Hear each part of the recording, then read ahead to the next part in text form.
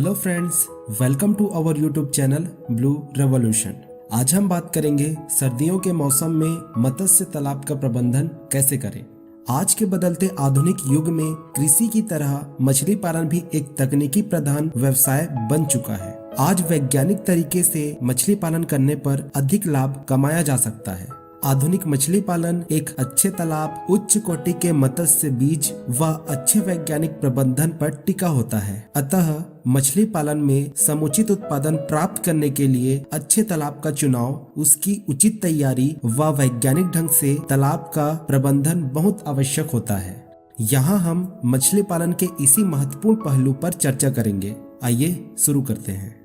मत्स्य तालाब दो प्रकार के होते हैं। पहला नर्सरी तालाब, जो कि छोटा, उथला अर्थात कम गहराई वाला व आयताकार होता है। इनका क्षेत्रफल 0.01 से 0.10 हेक्टेयर तक होता है व इसकी गहराई लगभग 1 मीटर तक होती है। इनका उपयोग स्पॉन से मत्स्य बीज या फ्राई उत्पादन के लिए किया जाता है। दूसरा संचय तालाब, यह मछली पालन के मुख्य तालाब होते हैं। इनका क्षेत्रफल लगभग 0.2 से 2.0 हेक्टेयर तक होता है तथा इसकी गहराई 1.5 मीटर तक होती है। इन तालाबों का उपयोग मत्स्य बीज, फ्राई या फिंगरलिंग से मत्स्य उत्पादन के लिए किया जाता है। जाड़े के इस मौसम में मुख्य रूप से मत्स्य संचय तालाबों का प्रबंध ही मत्स्य पालक का मुख्य कार्य होता है, अर्थात वे तालाब जिनमें मछली पालक ने मछलियां पाली हुई हैं। इसके लिए कुछ मुख्य बातों पर ध्यान देने की आवश्यकता होती है, जिन पर हम यहाँ चर्चा करेंगे। पहला, मत्स्य तालाबों में अवांछित जलीय खरपतवारों का सीमित मात्रा से अधिक जमाव एक प्रमुख समस्या है। इससे मत्स्य उत्पादन प्रभावित होता है। जलीय खरपतवार तालाब से पोषक पदार्थ को ग्रहण कर लेते हैं तथा इनके कारण सूर्य का समुचित प्रकाश तालाब में नहीं पहुंच पाता, जिससे मछलियों के प्राकृतिक भोजन अर्थात पादप प्लवकों का उत्पादन घट जाता है। इनका एक और दुष्प्रभाव यह होता है कि तालाब में दिन में घुलित ऑक्सीजन कम होती है तथा रात में कार्बन डाइऑक्साइड बढ़ जाती है। इनके सड़ने से विषैली गैसें उत्पन्न होती हैं। बहुत से परभक्षी कीटों को छिपने का स्थान मिलता है तथा जाल चलाने में कठिनाई होती है। अतः जलीय खरपतवारों को तालाब से निकालना आवश्यक होता है।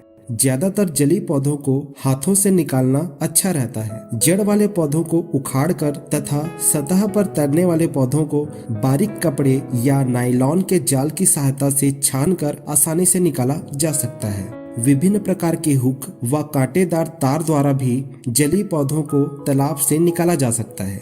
इस मौसम में चूंकि तालाब में मछलियां होती हैं, अतः रसायनों के प्रयोग करने की सलाह नहीं दी जाती है। दूसरा, तालाबों में घुलनशील ऑक्सीजन की कमी की समस्या भी इस मौसम में कई बार आ सकती है। अतः घुलनशील ऑक्सीजन के आवश्यक स्तर को बनाए रखने के लिए तालाब के तलछट तथा जल क्षेत्र को समय समय पर हिलाने की आवश्यकता होती है। इसके अतिरिक्त जहां तक संभव हो, जल के कुछ अंश को बदलकर समय समय पर बड़े फंदे के जालों के संचालन से भी घुलनशील ऑक्सीजन के स्तर को बनाए रखने में मदद मिलती है। यदि तालाब में मछलियों की गतिविधि सामान्य से कम लगे तो ये तालाब में ऑक्सीजन की कमी का प्रतीक हो सकता है।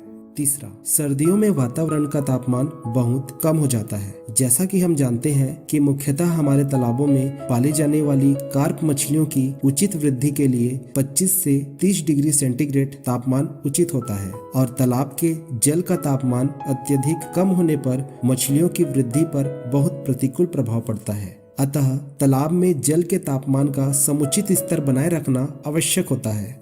इसके लिए सर्दी अधिक बढ़ने अर्थात वातावरण का तापमान 12 डिग्री सेंटीग्रेड से कम होने पर तालाब में कुछ ताजा पानी छोड़ देना चाहिए। इससे पानी का तापमान व घुलित ऑक्सीजन दोनों को बढ़ने में मदद मिलती है।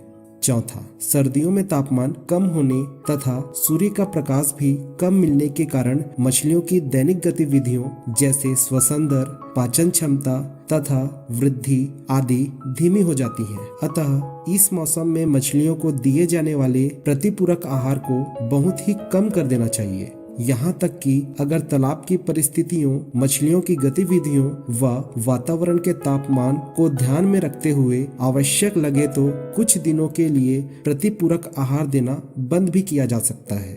ऐसा करना इसलिए आवश्यक होता है क्योंकि इस मौसम में मछलियों की आहार की आवश्यकता बहुत कम हो जाती है और यदि हम तालाब में आवश्यकता से अधिक प्रतिपूरक आहार का प्रयोग करेंगे तो उसमें से बहुत सा आहार मछलियों द्वारा उपयोग में नहीं आएगा तथा इससे तालाब में घुलित ऑक्सीजन में भी कमी आएगी जो कि मछलियों की वृद्धि को और प्रभावित करेगी और मत्स्य पालक को हानि होगी। किंतु यहाँ पर ध्यान देने योग्य एक विशेष बात यह है कि यदि आपने तालाब में मिश्रित मत्स्य पालन के अंतर्गत कॉमन कार्प व सिल्वर कार्प मछलियां भी पाली हुई हैं, तो आपको उनकी आवश्यकता अनुसार परिपूरक आहार देना होगा। ऐसा इसलिए आवश्यक है क्योंकि इन चाइनीज प्रजातियों की कम तापमान सहने की क्षमता भारतीय मुख्य कार्प मछलियों से अधिक होती है तथा सर्दियों में भी इनकी बढ़वार या वृद्धि अच्छी होती है, अतः इनको आहार की आवश्यकता होती है। तापमान अत्यधिक कम हो जाने के कारण चूंकि मछलियां दबाव में रहती हैं और उनकी गतिविधियां धीमी हो जाती हैं, इसलिए इस समय तालाब में जाल आवश्यकता अनुसार कम ही चलाना चाहिए क्योंकि ज्यादा जाल चलाने से मछलियों को चोट पहुंचने का खतरा रहता है। छठवां, जब भी मछली खाने या बेचने योग्य हो जाए तो उसे तालाब से निकाल लेना चाहिए। इससे अन्य मछलियों को तेजी से बढ़ने का अवसर मिलेगा और आय में भी वृद्धि होगी।